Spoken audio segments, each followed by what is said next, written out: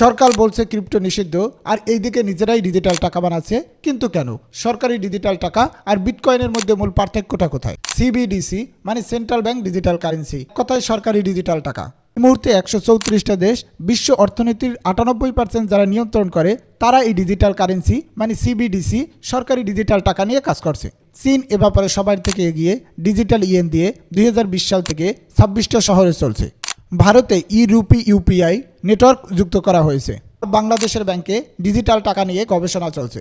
সরকারি digital currency আর বিটকয়েনের মধ্যে মূল পার্থক্যটা কি?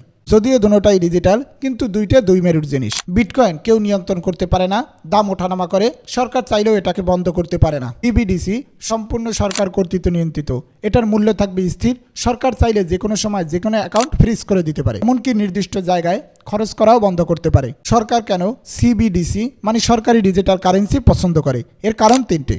এশিয়ার নিয়ন্ত্রকেরা বলছে ব্যক্তিগত মুদ্রার কোনো ভূমিকা নেই, প্রযুক্তি ব্যবহার করে সরকারি টাকাকেই ডিজিটাল করো। নাম্বার 1, আর যেটাই সবচাইতে বড় সুবিধা, যেহেতু সব ট্রানজ্যাকশন দেখা যাবে, তাই কর ফাঁকি দেওয়ার কোনো সুযোগ নেই।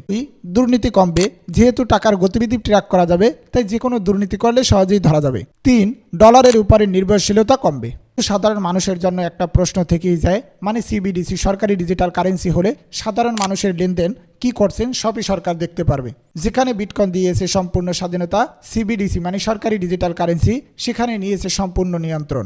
ভালো, সেটা নির্ভর করে আপনি কাকে বেশি বিশ্বাস করেন, সরকারকে না নিজেকে।